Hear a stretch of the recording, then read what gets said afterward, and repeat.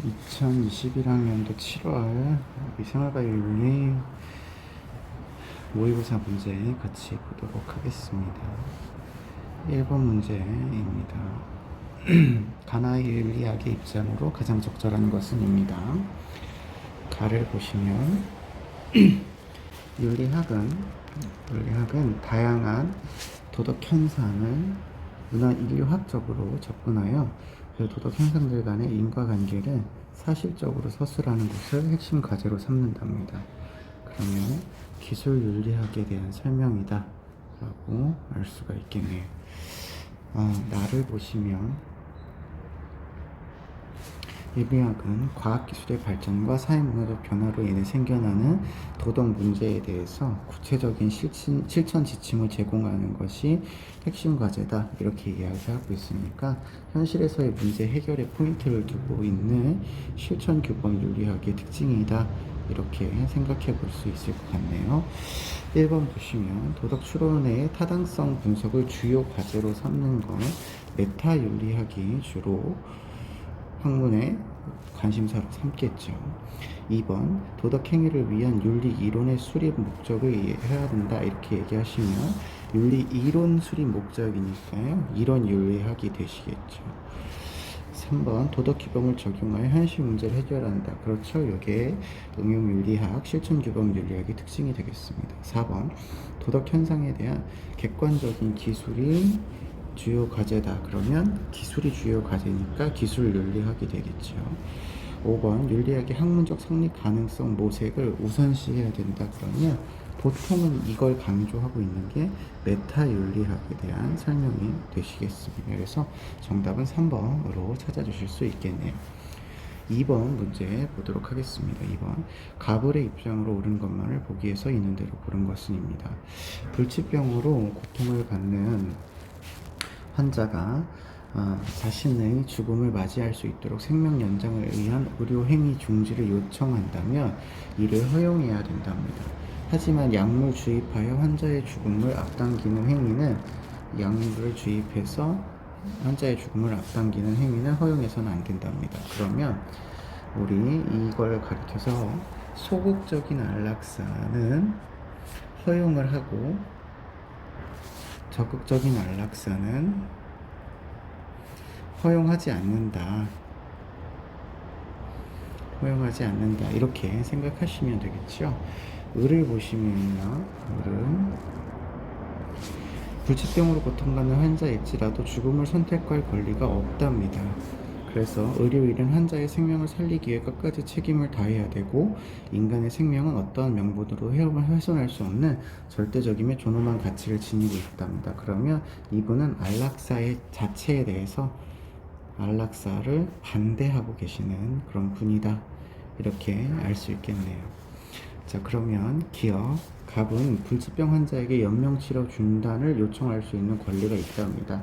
그러면 소극적인 안락사를 이야기하는 거죠. 소극적인 안락사를 이야기하는 거니까 기억은 맞는다. 이렇게 볼 수 있겠고요. 니은 불치병 환자를 위해 안락사를 제한 없이 허용해야 된다. 그러면 위에 나와 있는 것처럼 적극적인 안락사를 허용할 수 없다라고 했으니까 제한 없이라는 말이 잘못된 설명이 되겠죠.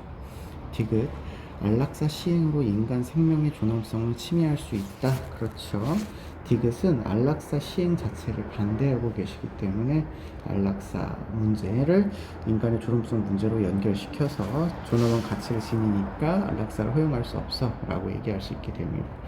리을, 갑을 모두고요. 인간은 자신의 인위적인 죽음을 선택할 수 있다.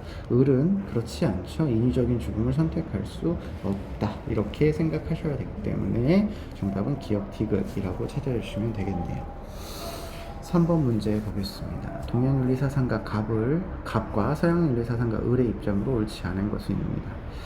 사람은 나면서부터 이익을 좋아한답니다. 동양윤리 사상가인데 이익을 좋아하는 선천성을 가지고 있다. 이렇게 얘기합니다.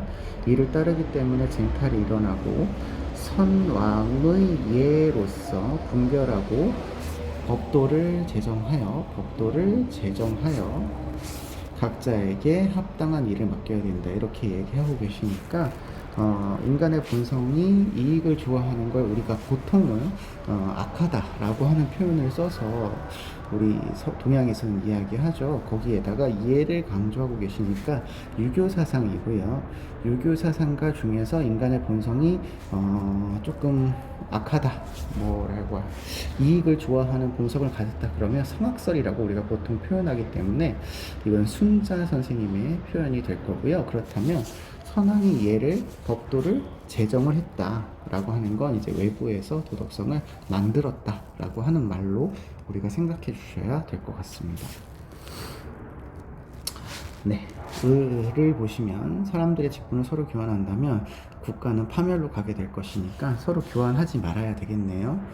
정의라고 하는 걸 얘기하는데 세 계층이 저마다 자신의 성향에 맞는 일, 자신의 성향에 맞는 일을 해야만 실현이 된다고 보고 있습니다. 그렇다면 정의는 세 계층의 조화로 인해서 이루어진다라고 해서 세 계층을 이야기하시는 플라톤 선생님의 표현이 될 테고, 자신의 성향에 맞는 일, 덕에 따르는 일이다, 이런 것들을 강조하고 계시다. 이걸 생각해 볼 수 있겠습니다. 그러면 1번 순자는 인위적인 규범, 아까 인위적인 규범, 만든 규범인 거죠. 예이죠, 예.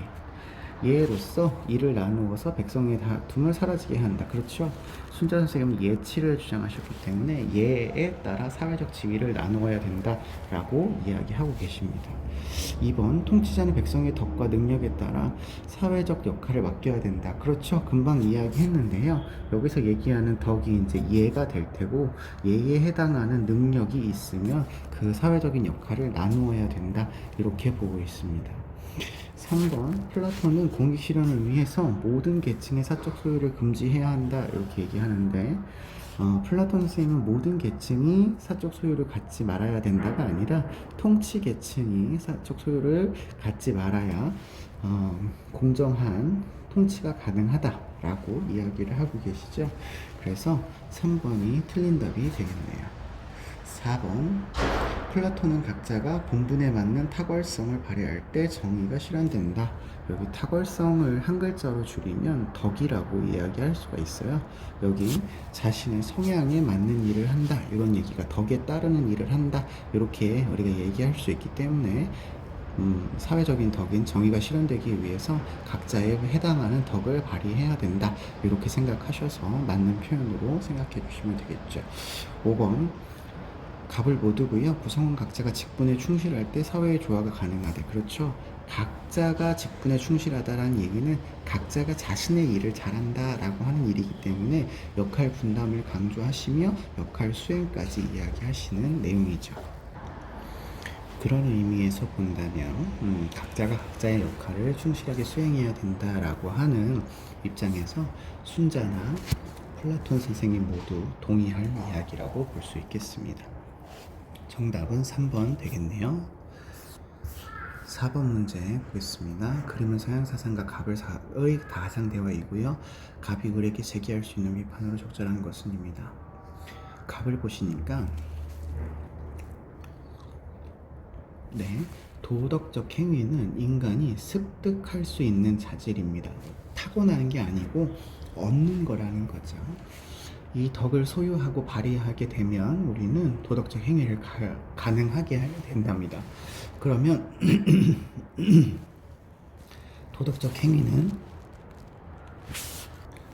덕이 있는 행위가 되는 거죠. 그러면 이건 덕윤리의 관점이다라고 생각해 볼 수가 있을 것 같네요. 계속요. 덕을 소유하고 발휘할 때 가능하다. 우리는 삶에서 공동체 속의 이야기의 일부이며 경험을 공유하는 사람들의 이야기를 통해서 이해된다. 그러니까 공동체의 맥락, 상황에 따라서 달라진다라고 보는 거니까 공동체주의를 지향하고 있다라고 이야기할 수 있는 거죠. 그러면 이거는 현대 덕윤리 사상가인 맥킨타이어 선생님이 되실 것 같습니다.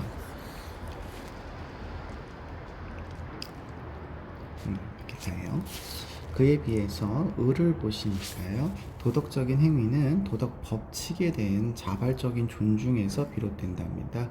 도덕 법칙은 이성적 존재자에게 있어서는 의무의 법칙이고 이 법칙에 대해 존경심에서 행위를 규정하는 법칙이다. 존경심을 갖는 법칙이다.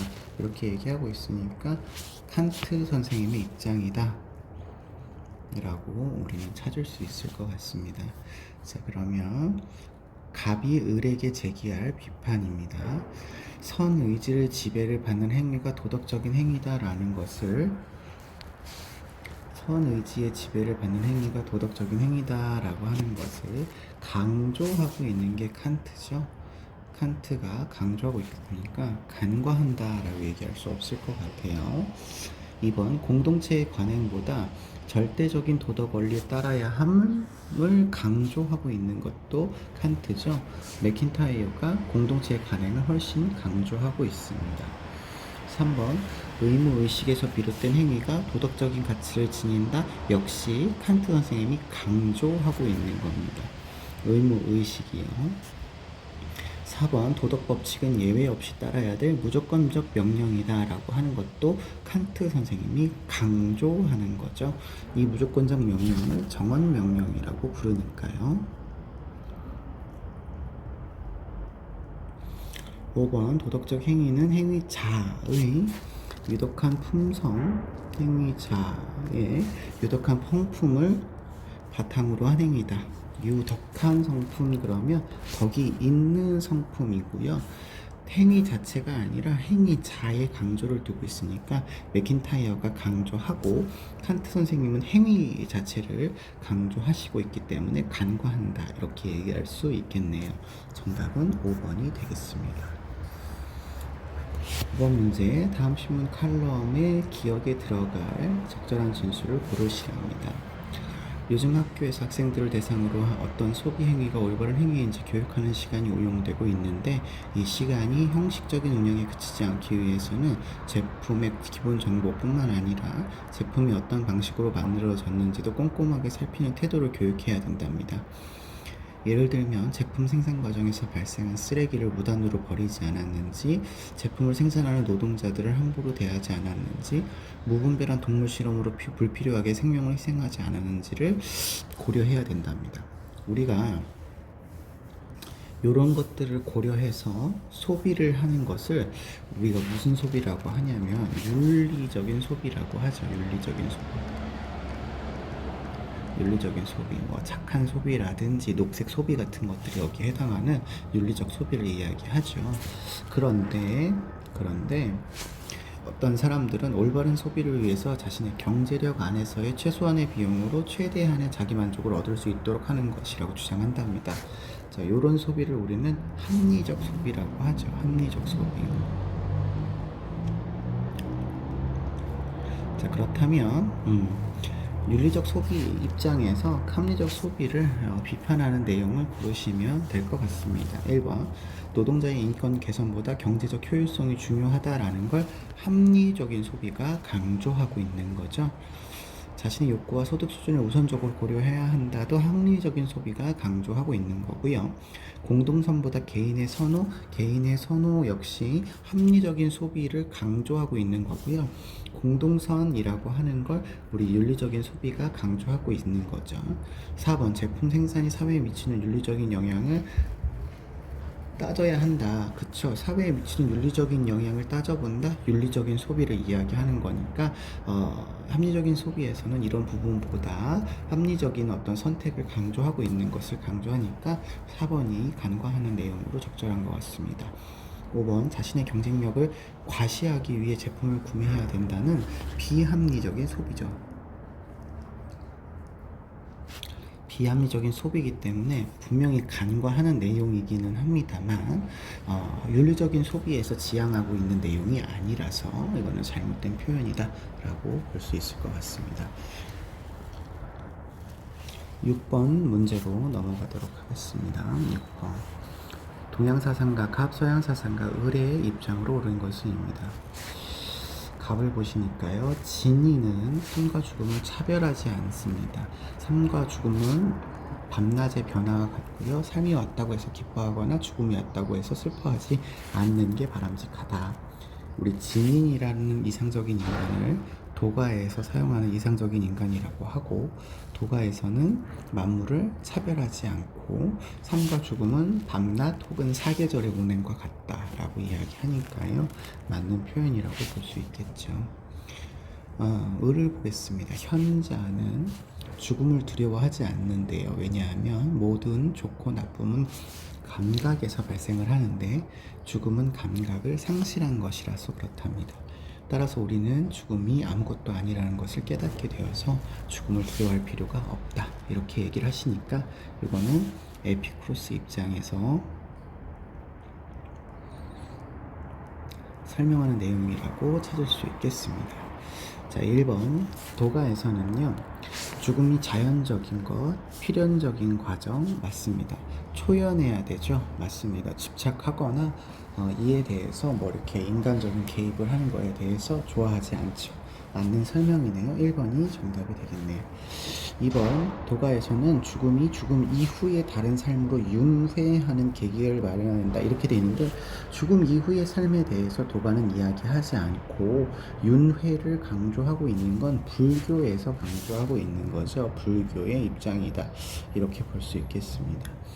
3번 죽음을 통해 영혼은 육체에서 해방되어 진리를 얻게 된다, 이렇게 얘기하는데, 죽음 이후에는 아무것도 감각할 수 없게 되는 거죠. 에피쿠로스는 유물로 원자론을 주장하고 계시기 때문에 죽음 이후에 영혼이 살아남는다라고 이야기하지 않고 영혼도 소멸한다, 이렇게 보셔야 되겠습니다. 지금 3번 같은 거는 플라톤이 설명하는 내용이 되시겠죠. 4번 죽음의 고통을 수용할 때 불멸의 열망을 실현할 수 있다. 에피쿠로스 학파를 다른 말로 이야기하면 쾌락주의 학파예요. 그래서 쾌락을 증가시키고 고통을 감소시키는 행위가 좋은 행위라고 이야기하기 때문에 죽음의 고통을 수용해라 아니에요. 죽음이 아무것도 아니다라고 에피쿠로스는 이야기를 해야 되겠죠. 예, 그래서 이건 잘못된 설명이다, 이렇게 볼 수 있겠네요. 5번 갑을 못 두고요. 죽음은 내세에서 영원한 행복에 이를 수 있는 시작이다, 이렇게 얘기하는데, 갑도 을도 내세를 이야기하지 않습니다. 그래서 모든 학자들이 잘못된 설명이다 라고 볼 수가 있겠네요. 정답은 1번 되겠습니다. 7번 문제 같이 보겠습니다. 7번 갑의 입장으로 적절한 것만을 보기에서 있는 대로 고른 것은 입니다. 갑을 보시니까요, 이민자 집단의 문화를 기존의 문화와 차별하지 않고 대등하게 인정을 하는 정책을 시행해야 된답니다. 이 정책으로 이민자들의 문화적 고립에서 벗어나고 국가적인 통합을 이룰 수 있기 때문이랍니다. 그러면 우리는 이러한 정책을 샐러드 볼 모델 정책, 다문화 중심주의 정책, 이렇게 이야기하죠. 샐러드 볼 모델에 해당하는 정책이 되시겠습니다. 그 다음에 을 보시면 이민자 집단이 자신들의 문화를 포기하고 주류사회 문화에 편입될 수 있게 주류사회 문화에 편입될 수 있게 포기하고 하는 정책을 시행해야 된답니다. 이 정책으로 사회적 갈등을 줄이고 공동체의 결속을 강화할 수 있대요. 그러면 요거는 동화주의 정책이 되겠죠. 동화주의 정책이 되겠습니다. 그래서 요걸 우리가 서로 비교하시면 될 것 같고요. 기억. 문화 간의 다양성을 존중하고 차이를 수용한다. 그러면 요거는 맞는 설명이 되시겠죠. 네, 맞는 설명이 되시겠죠. 다양성을 존중하기 위해서 다른 나라의 문화를 대등하게 존중하고 있기 때문에 그렇습니다. 2번 니은 주류 문화와 비주류 사이의 문화적 위계를 인정해라, 이렇게 얘기하는데, 대등하게 문화를 수용해야 되기 때문에 주류와 비주류로 구분하지 않고 위계 서열을 강조하지도 않습니다. 디귿 이민자의 문화 정체성이 주류 문화에 동화돼야 된다. 맞죠? 디귿이 맞는 설명입니다. 리을 갑을 못 두고요. 사회 통합성을 높이는 문화 정책을 추진해라. 그렇죠. 둘 다 사회 통합을 강조하기 위한 정책을 제시하고 있는 거예요. 그래서 정답은 4번 이렇게 찾으시면 되겠습니다. 8번 문제 보겠습니다. 다음 토론의 핵심 쟁점으로 가장 적절한 것은입니다. 인간의 유전자 지도가 완성된 이후 유전자를 이용한 질병 치료가 활발해졌습니다. 유전자 치료로 인해서 불치병에 걸린 환자가 건강한 삶을 살게 될 것입니다. 동의합니다. 하지만 주입된 유전자가 환자 개인에게만 영향을 끼치는 체세포 유전자 치료로 한정해서 허용되어야 됩니다. 그랬더니 갑이 아니랍니다. 생식세포 유전자 치료도 허용해야 된답니다. 그럼 결국에는 체세포 유전자 치료만 한정할 거냐, 생식세포 유전자 치료도 허용할 거냐가 주제가 되겠죠. 그러면 이것이 정답이 될 것 같네요. 4번이 정답이다 라고 보시면 되겠습니다. 9번 문제로 넘어가죠. 동양사상가 갑, 한국사상가 을의 입장으로 옳은 것만을 보기에서 있는 대로 고른 것은인데요. 한국사상가가 나오는데 우리 한국사상가로 배우는 사람이 극히 드물죠. 주로 배우는 사람은 정약용 선생님을 많이 배우잖아요. 그렇기 때문에 거의 정약용 선생님이 될 것 같습니다. 갑을 보시니까 어진 사람은 천하에 이익이 생겨나게 하고 해로움을 없애기 위해서 힘써야 된답니다. 또한 귀로 듣기에 즐거운 것을 추구하지 않고 그것을 추구하며 백성들의 먹을 것과 입을 것을 축내고 빼앗기 때문에 좋지 않다는 거죠. 임금과 대신이 음악을 좋아해서 즐기려 한다면 국가는 어지러워지니까 음악은 나쁜 거야 라고 이야기하는 겁니다. 백성들의 경제적인 이익을 강조하고 그리고 음악을 반대하시는 묵자 선생님의 이야기가 되겠죠. 비양론을 이야기하시는 겸의 교상리를 이야기하시는 분입니다. 자, 을을 보시면요. 세속의 음악이 바라지 못한 소리랍니다. 그러나 음악에 앞에서 한창 연주할 때는 관내장이 그들의 학업 관리를 용서해주고 가장이 자신의 어린 아이를 용서해준답니다. 그러므로 성인은 잠깐이라도 예악을 몸에서 떠나게 할 수 없다 이렇게 얘기한답니다. 그러니까 예악이 도덕성 발달에 도움이 된다 이렇게 이야기하는 거죠. 예악을 통해서 도덕성에 기여해야 된다 라는 예악론을 기준으로 하고 있는 사상가이기 때문에 우리가 배운 사상가로는 정약용 선생님이 대표적인 사상가라고 생각하시면 될 것 같습니다. 자, 그러면 기억. 백성에게 이익이 되지 않는 음악을 멀리 해야 된답니다. 그렇죠. 묵자 선생님은 백성에게 음악이 이익이 되지 않는다라고 이야기를 하고 계시는 분이기 때문에 비양론 주장을 하시죠. 자, 니은. 음악을 즐기더라도 덕성 해명을 위해서 노력해야 된다. 이걸 그냥 유교적 관점에서 본다면 음악이 덕성 함양을 위해서 노력해야 된다는 거 당연한 것이고요. 저기 세속의 음악이 바르지 못한 소리가 된다면 도움이 안 되겠죠. 디귿. 성인이 완성한 음악은 사회에 어떤 영향도 끼치지 않는다? 아니죠. 성인은 예악을 몸에서 떠나지 않게 하여서 우리에게 좋은 영향을 미치기 때문에 어떤 영향도 끼치지 않는 게 아닌 거죠. 리을. 음악은 사람들에게 감정적인 즐거움을 부여한다. 이거는 누구에게나 맞는 말이죠. 여기 보면 귀로 듣기에 즐거운 것을 추구하지 않는다 이렇게 하는데 어쨌든 귀로 듣기에 즐거운 게 음악이란 얘기고 밑에도 여기 음악은 소리라고 되어 있잖아요. 소리. 그렇죠. 그래서 한창 연주를 하게 될 때 어떠한 일이 일어나고 있기 때문에 감정적인 즐거움을 부여하는 것은 두 사람 모두에 대한 공통점이라고 볼 수가 있을 것 같아요. 그래서 정답은 4번으로 찾아주시면 될 것 같습니다. 10번 문제. 가의 가불경 사상가의 입장을 나의 그림으로 탐구할 때 A에서 D에 들어갈 옳은 질문만을 보기에서 있는 대로 고른 것은 입니다. 갑을 보시니까요. 갑을 보시니까 상이한 사회적 가치들은 상이한 기준과 절차에 따라 분배되어야지 한 영역의 가치가 다른 영역의 가치를 지배해서는 안 된다 이렇게 이야기하고 있어서 복합 평등으로서의 정의를 강조하시는 왈처 선생님이 될 것 같습니다. 왈처 선생님이 될 것 같습니다. 을을 보시면 모든 사람은 다른 사람들의 유사한 자유와 양립해야 된답니다. 자, 그렇기 때문에 이 말은 모든 사람들이 똑같이 자유에 대해서 평등하게 보장받을 수 있어야 된다는 얘기예요. 그래서 밑에 설명해 보니까 기본적 자유에 대한 권리를 모든 사람이 누려야 된다 이렇게 설명을 하고 있고요. 사회적 부의 분배는 모든 사람들에게 이익이 되도록 해야 된다라고 설명을 하고 있으니까 이런 표현은 분배에 있어서의 불평등은 모든 사람에게 이익이 되는 경우에만 해당한다라고 이야기하는 롤스 선생님에 대한 설명이라고 볼 수가 있을 것 같습니다. 병을 보시면 어떤 것에 대한 개인의 소유 권리가 정당하다면 그로부터 유출된 것에 대해서도 소유 권리를 갖고 있기 때문에 분배에 있어서의 소유 권리는 역사적이다 이렇게 보고 있어서 역사적 과정에 의한 소유 권리를 강조하고 계시는 노직 선생님의 입장이다 이렇게 볼 수가 있겠습니다. 자, 그러면 왈처, 롤스, 노직 선생님의 입장을 우리 플로우 차트 문제로 살펴보도록 하겠습니다. 자, 왈처, 롤스, 노직이죠.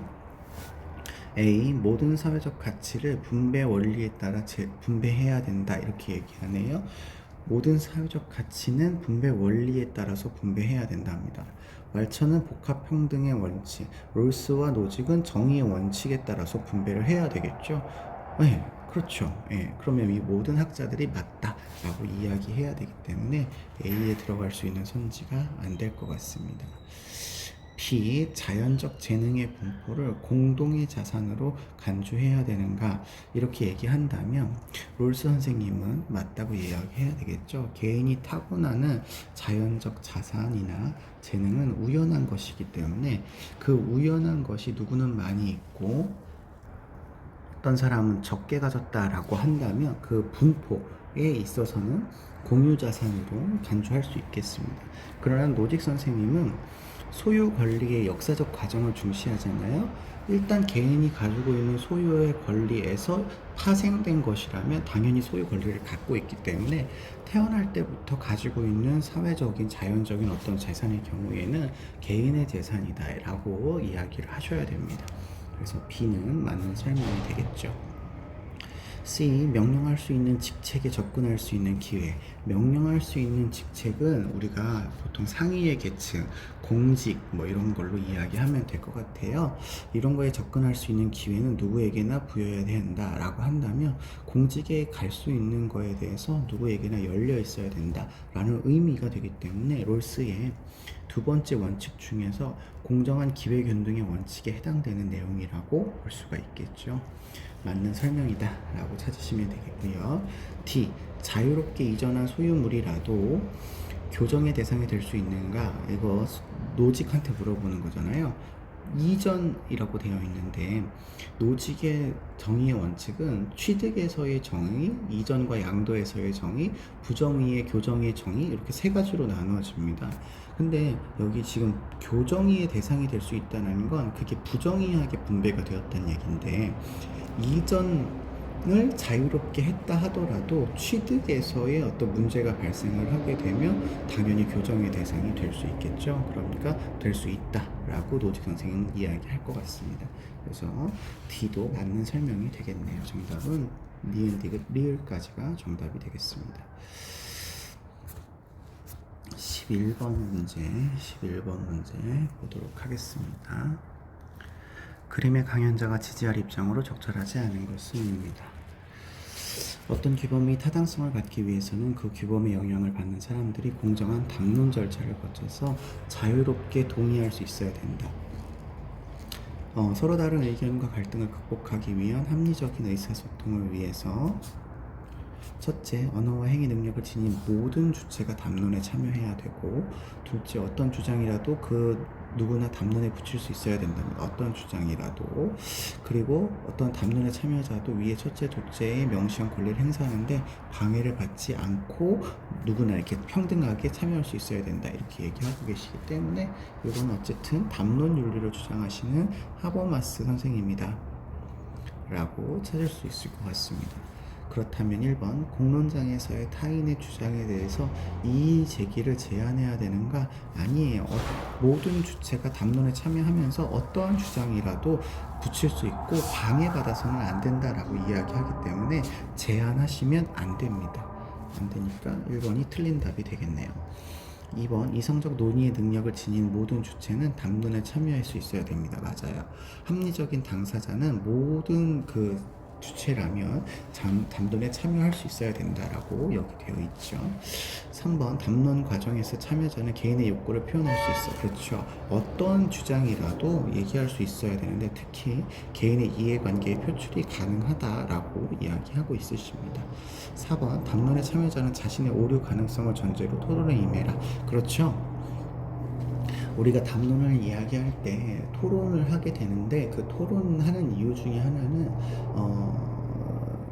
하나의 진리가 있을 수 있는 게 아니고 우리가 인간이 내리고 있는 어떤 진리에 대해서 개방적인 태도를 취해야 된다라고 하는 그런 하버마스의 입장이 있기 때문에 그렇죠. 누구나 다 자신의 오류의 가능성을 전제로 대화에 참여하셔야 돼서 상대방의 귀를 기울여야 되는 그런 입장인 거죠. 이것도 맞는 설명이고요. 5번 담론을 통해서 주관적인 견해를 극복하고 합리적으로 합의를 해라. 그렇죠. 이 말이 좀 중요한데요. 그 하버마스에서의 담론은 주관적인 견해를 제시할 수 있어요. 그렇지만 결국에는 합리적으로 우리가 의사소통을 통해서 합의를 내려야 됩니다. 그래서 주관적인 견해를 합리적으로 합의한 거다. 이렇게 생각하시면 될 것 같습니다. 그래서 5번도 정답이 되겠어요. 12번 보시죠. 가나의 입장으로 가장 적절한 것은입니다. 국가는 이기적인 본성을 지닌 인간들의 집합체랍니다.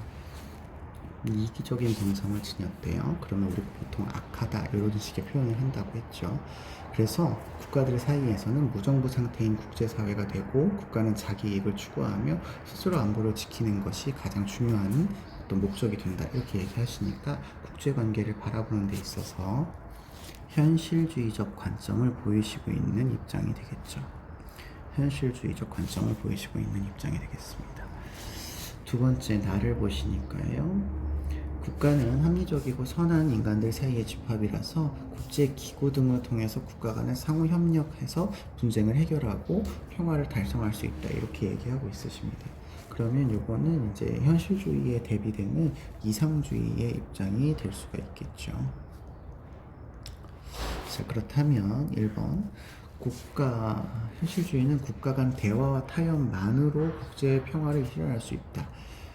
국제 평화 실현을 목적으로 하는 건 아니지만 국제 평화를 위해서 대화와 타협만으로가 아니라 세력 균형, 동맹, 군사력 이런 것들이 필요하다고 이야기하죠. 잘못된 설명이고요. 2번 현실주의는 자국의 이익 추구보다 국제법 준수를 우선시한다? 아니에요. 자국의 이익 추구가 가장 우선시입니다. 인간이 이기적이듯 국가도 이기적이기 때문에 국제법의 준수보다 자국의 이익을 우선시해야 됩니다. 3번 상대국에 대한 무지나 오해 때문에 분쟁이 발생한다. 그렇죠. 합리주의는 무지나 오해가 있어서 잘못된 제도가 있어서 국가 간의 분쟁이 발생한다. 이렇게 보고 있어서 3번이 정답이네요. 4번 국가 간의 세력 균형을 통해서 영구 평화를 실현해야 된다. 세력 균형을 통해서 평화 달성을 추구하는 게 현실주의라고 1번에서 말씀을 드렸죠. 5번 국가 간의 갈등을 해소할 세계정부를 세워야 된다라고 이야기하는데요. 일단 가의 입장에서는 개별 국가를 초월한 어떤 조직이나 국제사회의 주체가 있지 않다라고 이야기를 하고 있어요. 그래서 이런 얘기를 할 수가 없게 될 것 같고요. 그리고 나의 입장에서는 세계 정부의 수립보다는 그 국제기구 같은 것들을 통해서 분쟁을 해결하라 라고 이야기하기 때문에 이것도 잘못된 설명이라고 볼 수 있겠습니다. 정답은 3번 되겠네요. 13번 갑을의 입장으로 적절하지 않은 것은입니다. 갑을 보시니까요. 범죄의 대상이 되지 않도록 개인정보를 보호해야 하지만 개인정보 보호 사회 해악을 끼친 범죄자에 대해서 온라인상의 정보는 삭제되지 않도록 해야 되고 누구나 범죄자의 정보에 접근할 수 있어야 된다. 범죄자의 정보를 언론이 공개할 수 있어야 되고 사회를 안정할 수 있다 이렇게 이야기하니까 우리가 보통 국민의 알 권리를 강조하는 그런 입장이다라고 생각해 볼 수가 있겠네요. 두 번째를 보시면 범죄자가 응당한 대가를 치른 후에 온라인상에서 자신의 과거에 대한 정보 삭제를 요구한다면 이를 수용해야 된답니다. 범죄자의 신원 공개로 얻는 이익은 시간이 지날수록 줄어들고 죗값을 치른 사람이라면 인간다운 삶을 보장받아야 되기 때문에 개인이 원하면 정보를 지울 수 있어야 된다라고 하는 거니까 잊힐 권리를 강조하고 있는 거죠. 다른 말로 모를 권리 뭐 이렇게 얘기할 수도 있고요. 자, 1번 갑은 언론의 자유를 보장하여 범죄 예방 효과를 높일 수 있다 이렇게 얘기하고 있습니다. 그러니까 언론이 자유롭게 정보에 접근할 수 있어야 된다 이렇게 얘기죠. 언론이 공개하는 게 가능하다 이런 얘기니까 맞는 얘기가 될 것 같고요. 2번 범죄자의 정보 보호보다 공공의 알 권리가 우선되어야 된다. 그렇죠. 알 권리를 강조하는 입장입니다. 3번 이칠 권리는 인격권을 보장하기 위한 수단이 될 수 있다. 그렇죠. 이칠 권리를 보장해야 그 사람이 인간다운 삶을 산다라고 이야기하고 있는 거죠. 4번 범죄자의 정보 공유로 얻는 공익의 실제 효과에 한계가 없다가 아니라 시간이 지날수록 줄어든다 이렇게 얘기하고 있으니까 없지 않네요. 한계가 있습니다. 5번 온라인상에서 개인정보가 악용되지 않도록 해야 된다. 그렇죠. 악용되지 않도록 해야 된다는 말은 둘 다 하고 있는 말이라고 생각하시면 되겠습니다. 정답은 정답은 4번이 되겠네요. 14번 문제 같이 보도록 하겠습니다. 14번입니다. 14번 그림은 서술형 평가 문제와 학생 답안이다. 학생 답안의 기억 위험 중 옳지 않은 것을 고르시는 문제네요. 서술형 평가 문제 보시니까 해외 원조에 대한 가불 사상가의 입장을 비교하여 서술하시오입니다. 갑을 먼저 보시면 자신에게 도덕적으로 중요한 일들을 희생시키지 않는다면 모든 사람들의 이익을 평등하게 고려하여 절대 빈곤으로 고통받는 사람을 도와야 된다. 이렇게 이야기하고 계시죠? 그러면 이거는 싱어 선생님의 입장이다 라고 볼 수가 있겠네요. 을을 보시면요. 고통받는 사회가 자신들의 문제를 합당하고 합리적으로 관리할 수 있도록 도와서 결과적으로 질서정연한 사회의 구성원이 되도록 원조해야 된다 이렇게 얘기하죠. 여러분 여기서 좀 주의해서 알아둬야 될 게 자신들의 문제를 합당하고 합리적으로 관리할 수 있도록 돕는 거예요. 그래서 이게 지금 롤스 선생님의 입장인데 롤스 선생님이 해외 원조를 할 때에는 스스로가 문제를 해결할 수 있도록 도와주는 역할을 해야지 어떤 온정주의적인 간섭을 하는 것은 아니다 라고 하는 걸 좀 주의 있게 생각해 주세요. 자, 기억부터 보겠습니다. 싱어는 원조할 때 원조를 받는 사람들의 국적은 도덕적인 고려의 대상이 아니라고 본답니다. 맞는 설명이죠. 싱어는 세계 시민주의를 지향하고 있기 때문에 국경에 따라서 원조 받을 대상을 구별해서 원조를 하지 않죠. 모든 존재들을 이익평등하게 고려를 하고 있습니다. 니은 인권이 보장된 국가의 빈민에게도 원조할 수 있다. 그렇죠. 인권이 보장되어 있지 않건 빈민을 도와주었을 때 최대 다수 최대 행복이라는 인류 전체의 공공리 증진에 기여할 수 있다면 원조할 수 있는 거죠. 디귿 질서 정연한 사회의 빈민도 원조 대상에 포함시켜야 된다 됐는데 질서 정연한 사회가 되면 더 이상 원조는 하지 않습니다. 다시 롤스 선생님에 있어서의 원조는 경제적인 부분에서의 원조를 이야기하지 않죠. 정치와 문화적인 원조를 이야기하기 때문에 빈민의 원조는 해당되지 않습니다. 원조를 받은 국가가 민주적 가치를 중시하는 제도와 규범을 갖춘다면 원조는 중단될 수 있어요. 그렇죠? 디귿하고 리을이 좀 대비되는 선지가 되네요. 미음, 갑을 모두는 원조는 자선이 아니라 윤리적인 의무다라고 얘기하는 것은 둘 다의 공통점이라고 볼 수 있겠습니다. 정답은 3번 되겠네요. 15번 가의 갑을병 사상가들의 입장에서 서로에게 제기할 수 있는 비판을 가나의 그림으로 표현할 때 A에서 F에 해당하는 내용으로 적절하지 않은 것은입니다. 도덕적인 의무를 줄 수 있는 인간에 대한 의무 외에 다른 존재에 대한 의무는 없답니다. 그러면 인간에 대한 의무만 있는 거죠.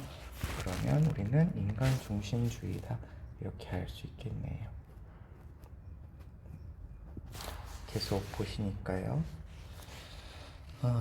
동물이 인간에게 수행한 봉사에 대해서 감사하는 것은 인간의 간접적인 의무다 이렇게 얘기하고 있죠. 그래서 이 사람은 칸트 선생님이다 라고 우리가 찾을 수 있을 것 같습니다.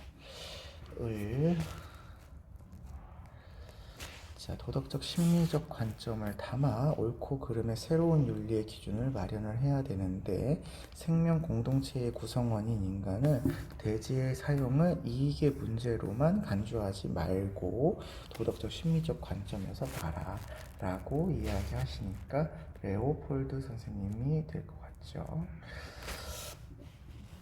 병씨를 보시면요, 도덕적 행위 능력과 무관하게 인간과 일부 동물은 존중받아야 할 도덕적인 권리를 갖는답니다. 왜냐하면 그들은 각자 고유한 삶을 살아가는 삶의 주체이기 때문이라고 이야기하시고 있으셔서 이거는 레건 선생님의 입장이다 라고 볼 수가 있을 것 같습니다. 자, 그러면 여기 칸트, 레오폴드, 레건 선생님의 입장입니다. 한 명씩 보시죠. A씨는 칸트와 레건이 레오폴드를 향해서 비판하는 거죠. 생물종의 서식지가 안정적으로 유지되어야 함을 간과한다라고 되어 있는데 생물종 그러면 요거는 객체가 아니기 때문에 전체적인 입장으로 접근을 하셔야 돼요. 그렇다고 한다면 칸트 아니고 레건도 아닙니다. 특히 칸트는 인간만 강조하고 레건 선생님은 동물까지만 강조하기 때문에 그렇게 표현하지 않을 것 같습니다. 레건은 이걸 이야기하죠. 그래서 기억 1번은 잘못된 선택이고요. B는 레오폴드가 칸트를 비판하는 내용입니다. 생명 공동체 구성원 간에 도덕적 책무가 있다라고 하는데 도덕적인 책임은 도덕적인 의무예요. 책임과 의무가 줄임말이거든요. 그러니까 도덕적인 의무를 져야 하는 것은 항상 인간이죠. 인간이 지는 것이지 공동체 구성원들이 서로 지는 게 아닙니다. 그래서 레오폴드 입장에서 할 수 있는 표현이 아닙니다. 3번 D는 레오폴드가 레건을 비판하는 내용입니다. 인간뿐 아니라 다른 구성원도 도덕적 지위를 지닌다. 그렇죠. 레오폴드는 지닙니다. 인간뿐만 아니라 동물, 식물, 무생물까지. 레건 선생님도 그런데 인간뿐만 아니라 동물까지. 그러니까 이것도 간과한다라는 말이 잘못된 설명이 되겠네요. 2번 이는 레건이 칸트를 비판하는 내용이네요. 목적 그 자체인 개체의 권리를 존중해야 된다. 레건은 삶의 주체가 목적 그 자체이기 때문에 인간과 일부 동물을 그렇게 보고 있어요. 근데 칸트는 인간만 목적 그 자체의 존재니까 인간만 존중하는 거라고 보시면 둘 다 맞는 표현이라고 보셔야죠. 간과하지 않습니다. F는 칸트가 레건을 비판하는 건데요. 동물에 대한 의무는 인간에 대한 의무에서 나온다. 그렇죠? 인간에 대한 의무의 간접 의무다. 이런 얘기니까 인간에 대한 의무인 거예요. 근데 레건은 동물에 대한 직접 의무가 되는 거죠. 그러니까 간과하고 있는 거다. 이렇게 볼 수가 있겠네요. 정답은 5번이 되겠습니다. 16번 가불의 입장으로 적절하지 않은 것은입니다. 사랑을 전제로 한 성적 자유를 인정해야 되며 이러한 성관계만이 도덕적이랍니다. 사랑을 동반한 성은 인간의 품격을 유지시키고 상대방에 대한 책임을 고양시키기 때문이라고 보고 있네요. 그에 비해서 을은요, 사랑하는 남녀가 만나서 결혼이라는 제도를 통한 성적 관계만이 도덕적이다라고 보고 있고, 성은 부부간의 신뢰를 바탕으로 이루어지고 구성원을 재생산하는 데 기여해야 된다, 이렇게 보고 있으십니다. 그래서 갑은 중도주의적인 관점이다, 을은 보수주의적 관점이다, 이렇게 볼 수 있겠네요. 자, 그럼 1번이요. 사랑이 결여된 성적 관계는 인간의 존엄성을 훼손할 수 있다. 그렇죠? 사랑이 있어야 되기 때문에, 그렇지 않게 되면 인간의 존엄성을 훼손하는 도덕적이지 않은 성관계가 될 수 있어요. 그래서 이 말은 맞는 표현이다, 이렇게 볼 수 있겠고요. 2번, 자발적인 동의가 전제된 모든 성적 관계는 정당화될 수 있다. 자발적인 동의가 전제된 모든이 아니죠. 전제는 될 수 있지만 사랑이 있어야 정당화가 되기 때문에 모든이 아니네요. 3번, 성적 관계는 새로운 생명을 탄생시키는 원천이 되어야 한다. 여기 출산이죠, 출산. 출산이 기여해야 한다라고 되어 있으니까 보수주의 입장이라고 볼 수 있겠고요. 4번, 성의 쾌락적인 가치만 중시하는 성적 관계는 허용될 수 없다. 그렇죠. 결혼, 사랑, 구성원의 재생산 이런 것까지 허용되어 이루어져야 되기 때문에 이것만 강조하면 안 되겠죠. 그 다음에 5번, 성적 관계는 상호 간의 인격적 교감을 바탕으로 해야 된다. 그렇죠. 결혼이라는 제도를 통해서 부부간의 신뢰를 쌓는 보수주의 입장도 맞고, 사랑을 통해서 서로의 인격을 존중하는 중도주의 입장도 맞는 설명이 되기 때문에 이건 두 사람 모두가 맞다라고 얘기할 수 있어야 되겠네요. 정답은 2번 되시겠고요. 17번, 사회사상가 가불의 입장으로 옳은 것은입니다. 시민 불복종은 거의 정의로운 사회에서, 국가에서 행해지며 다수에 의해서 제정된 법에 따라야 할 의무와 각자의 자유를 방어할 권리 사이의 충돌로 발생을 하게 된답니다. 그러니까 여기 자유를 방어할 수 있는 건 기본권을 이야기하는 거고, 다수에 의해서 제정된 법이라고 하는 건 법, 제도 이런 걸 얘기하는 거죠. 그렇지만 이제 롤스 선생님은 다수의 정의관에서 기본적 자유를 평등하게 보장하는 게 우선하기 때문에 이런 것들의 갈등이 생기게 되면 시민불복종을 할 수 있다라고 이야기하시는 롤스 선생님 입장이 되시겠죠. 그 다음에 싱어의 입장을 보시면요. 싱어입니다. 시민불복종을 중단하는 악의 크기가 행위 가져올 민주주의 법에 대한 존중의 심각한 감소를 저울질해서 사회적인 손익을 계산해라 했으니까 이거는 이제 싱어의 입장이 되실 것 같습니다. 자, 1번. 롤스는 시민불복종이 양심의 기반을 둔 모든 행위를 포함한다, 이렇게 되는데 양심의 기반을 두죠. 그렇지만 개인적 양심은 안 되고요. 다수의 양심이어야 될 것 같고 심각한 부정이어야 될 것 같기 때문에 모든 행위를 포함한다. 요거는 안 될 것 같죠. 2번, 시민불복종은 성공에 대한 합당한 전망에 근거해야 된다. 자, 우리가 요거는 맞는 표현으로 기억하시면 될 것 같습니다. 이게 체제의 안정성을 위해서 성공에 대한 합당한 전망을 근거한다. 이거 생각해 주시고 문제 풀어주시면 좋겠습니다. 3번, 싱어는 시민불복종이 사회제도와 법 전체에 항거하는 행위다. 1번하고 똑같은 표현인데요. 저울질을 해봐야 돼요. 그래서 손익을 계산한 후에 하는 거니까 전체에 항거하는 거다. 이렇게 얘기할 수 없겠죠. 4번, 시민불복종은 민주주의 원칙을 존중하는 합법적인 수단이다. 그렇죠. 민주적인 원칙을 존중합니다. 민주적인 원칙을 존중해서 그 존중 정도의 감소 정도를 저울질 해보는 건 맞습니다. 그러나 시민불복종은 위법 행위이죠. 위법 행위이기 때문에 합법적 수단이라고 얘기할 수 없겠습니다. 5번, 시민불복종에서 다수에 의한 폭력은 목적 정당화를 위해서 사용될 수 있다. 롤스나 싱어 모두 다 비폭력적인 원칙이 시민불복종의 근거가 되죠. 그래서 폭력의 사용은 시민불복종의 정당한 방법이라고 보지 않습니다. 그래서 정답은 2번이라고 찾을 수가 있겠네요. 18번, 가의 입장에서 나의 입장이 갖는 상징적인 특징을 그림의 기억 미험 중에서 고른 것은입니다. 가를 보시니까요. 인간 배아는 인간 유전자하고 동일해요. 착상 후에는 인간이 될 수 있는 잠재성을 가지고 있어요. 따라서 배아 복제는 존엄한 인간을 죽이는 것과 같으므로 허용할 수 없답니다. 그에 비해서 나는 인간 배아는 인간이 될 가능성을 확정하지 않은 단순한 세포 덩어리랍니다. 확정하지 않았대요. 따라서 배아 복제는 인간의 질병을 치료했다는 점에서 허용해야 된다. 이렇게 얘기하고 있으시니까 배아 복제에 대한 허용을 이야기하는 부분을 강조하고 있다. 이걸 생각해서 고르시면 되겠습니다. X축 보시죠. 인간 배아를 인간의 이익을 위한 수단으로 여기는 정도는 나가 강조하죠. 질병 치료를 위한 수단. Y, 인간 배아의 생명권보다 인간의 건강권을 중시한다라고 하는 것도 나가 강조하죠. 치료를 위한 거니까 배아보다는 인간을 강조하는 거죠. Z축을 보시면 인간 배아가 도덕적 지위를 지니고 있다. 요거는 도덕적 지위를 지니지 않는다라고 나에서는 세포 덩어리에 불과하다고 이야기하기 때문에 나에서는 낮아야 된다. 이렇게 보시면 X축과 Y축이 높다라고 생각하는 미음이 정답이 될 것 같습니다. 5번이네요.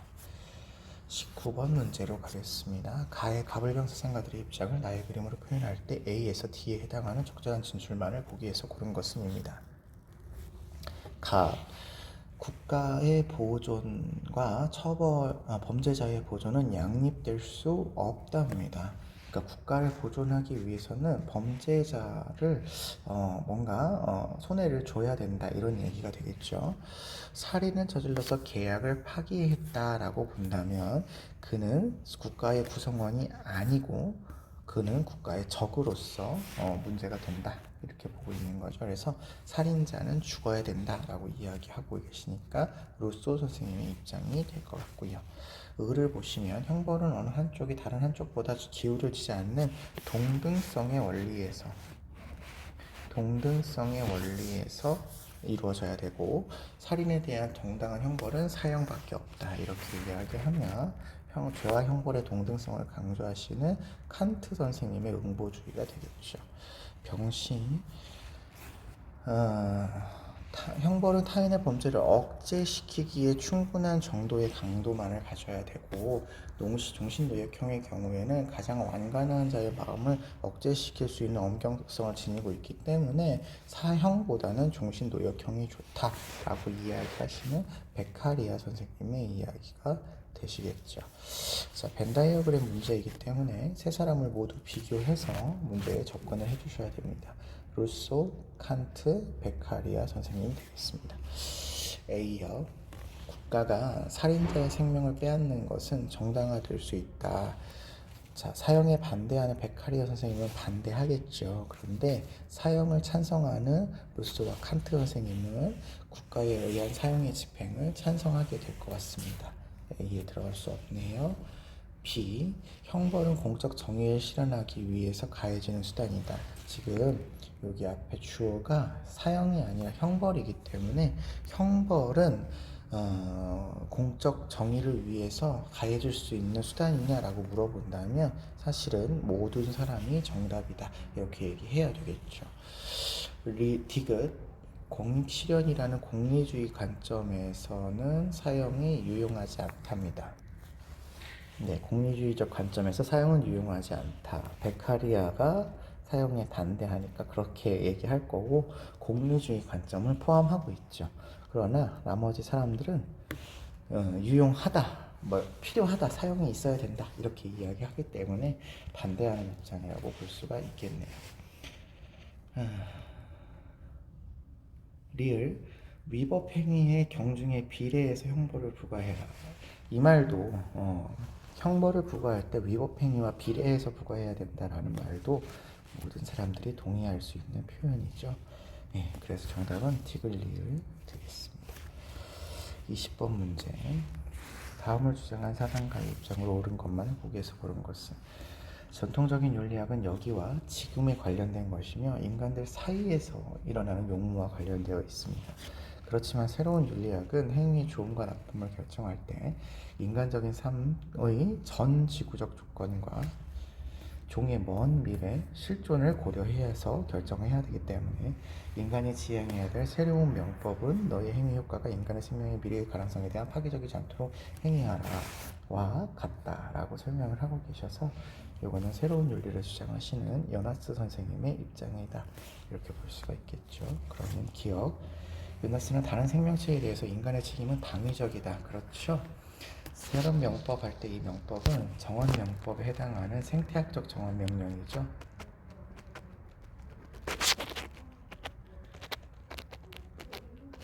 그래서 이거는 인간에 대한 마땅한 의무다라고 얘기를 해야 됩니다. 니은 현재 세대와 미래 세대는 호혜적인 책임을 진다. 아니죠. 현재 세대가 미래 세대에 대한 일방적인 책임을 져야 된다. 이렇게 얘기하고요. 디귿 인류의 존속을 위해 인간은 자연의 예견적 책임. 그렇죠. 예견해서 책임을 져야 되고 예견할 수 없는 책임도 져야 되고 이미 일어난 일에 대해서 책임도 져야 되죠.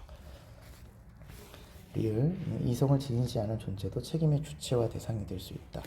대상은 될 수 있죠. 생태계가 재상이 될 수 있습니다만 주체는 현세대 인간만 주체가 됩니다. 그래서 정답은 2번 기억 디귿이 되겠습니다. 여기까지 우리 출 모의고사 같이 풀어보았습니다. 수고하셨어요.